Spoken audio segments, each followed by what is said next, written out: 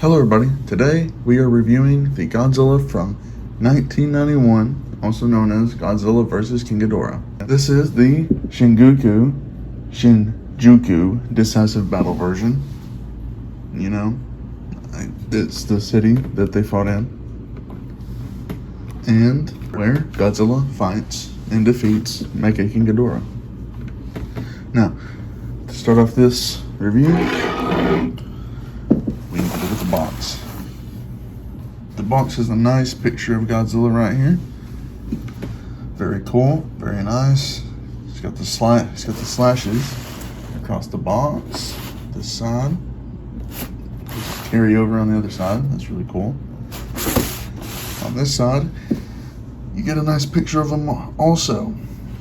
He is looking very mean on this side. Oh wait. And then on top, it's also a scratch. Now on the back, it shows a good bit of stuff. Okay. All around, looks really nice. Very nice sculpted figure. Already on that side. On this side,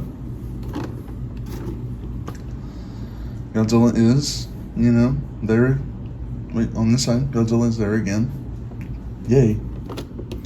This, on this side, says something, definitely something, not entirely sure. I cannot read Japanese. Now, I did pick up this figure for $100, and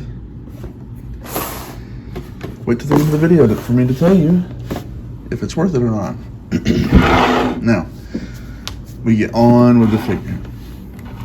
So,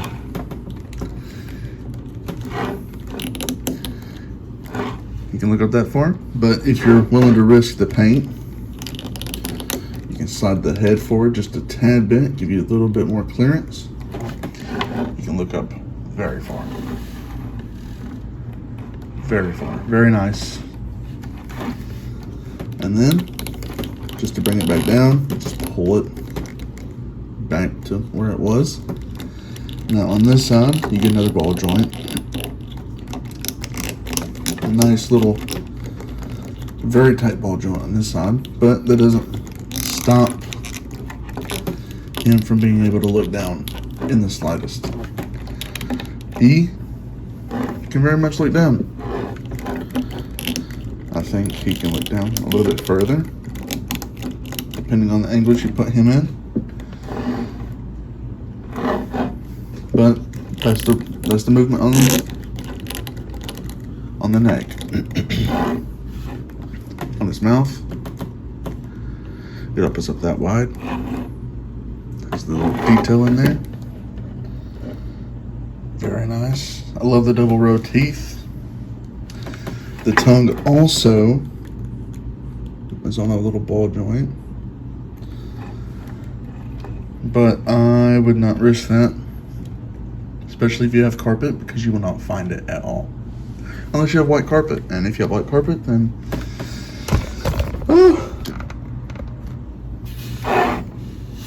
now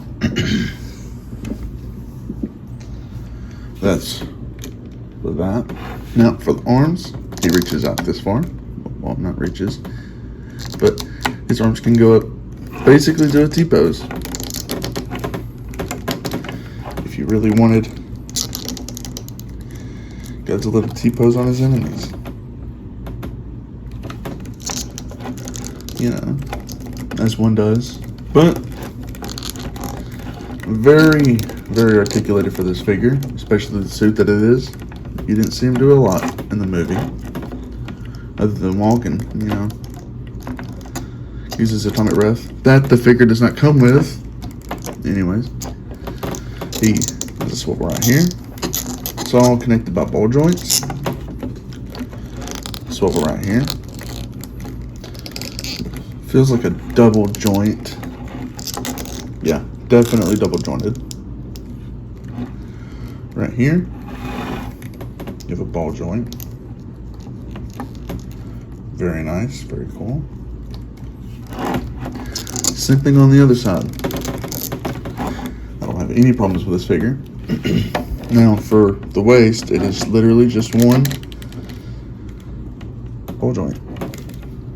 If you really wanted to, you can scoot it back, get a little bit more clearance, but I know some people don't like risking their paint. And yes, you can see through them, because who cares if your toy has gaps. Now, we go to the legs. He can kick forward about yay much. If you really wanted to, well, yeah, he kicks forward about that much. Kicks back that much. For the knees, kind of a double joint. Yeah, kind of a double joint. And then, really nice ankle pivot. Look at that. If you wanted to, you can get them looking all sprawled out.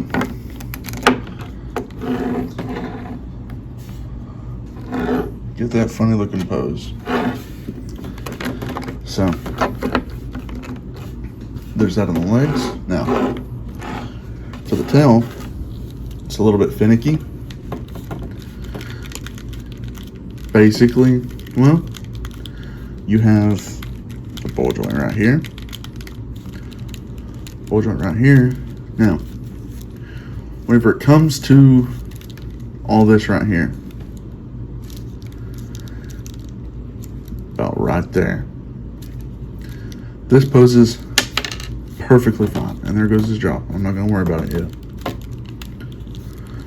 All this side poses perfectly fine, except for whenever it pops off, which is what I'm going to get into now.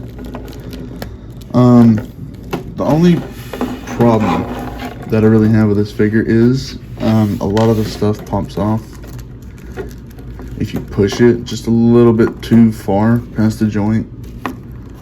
Like the tip of the tail right here, you're supposed to be able to move it around, but it just ends up shooting off every time that you mess around with it. So I try not to mess with the end of the tail all too much. Now, these pieces right here are on ball joints. Right there. Right there. Right there. But like I said, they just pop off too easy. So, the posability is there. You just gotta finesse it a little bit. So if we're talking about paint and detail, this figure's got it, and it also doesn't. I'll get to that in a second. So for the mouth,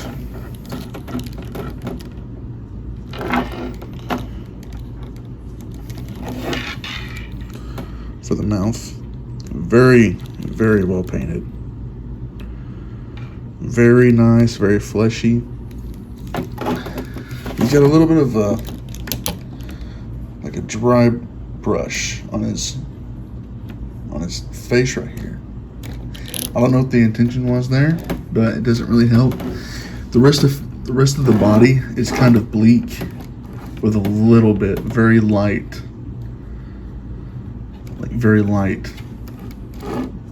dry brushing. On the back, I wish that these were, that's got some paint chipping. I wish that these were colored a little bit better. It's almost too pastel gray for me. I like my Godzilla spines a little bit wider, and whenever you look at the tail, it's missing a good bit of pieces that need to be painted. And some of them look like they haven't had any paint on them at all. But simply because I love this version of Godzilla, I'm gonna let it slide, because this is still a great figure, and I'm not too upset with it's just stuff that doesn't bother me. If it bothers you, I understand that, but for me as a collector, this is one of my favorite Godzillas ever, top down. Heisei Godzilla is it for me all the way. You can get this guy into a lot of good poses, very fun poses. It's very fun to mess around with, and it brings back a lot of nostalgia for me. Just how closely, like, his arms get together, or how the tail looks. I mean, the Heisei era Godzilla tail is probably one of my favorite things about it, how floppy it was in the movies.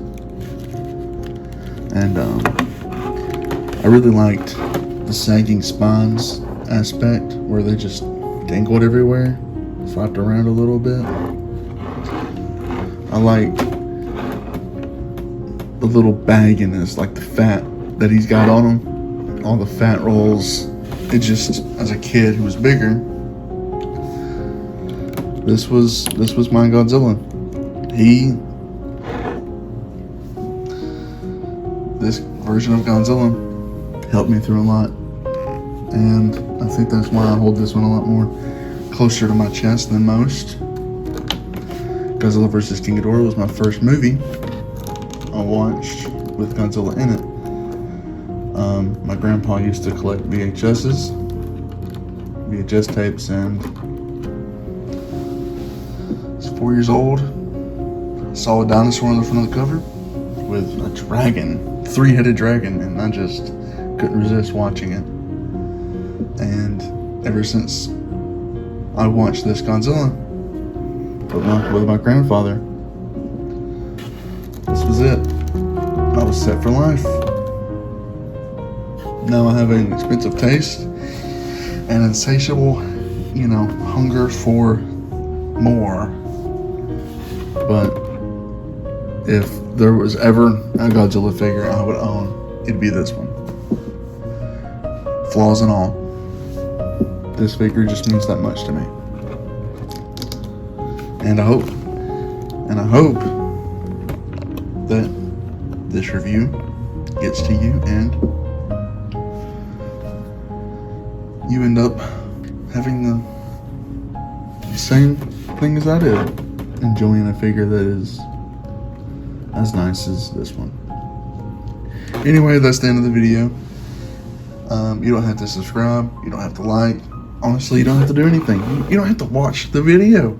Alright, peace.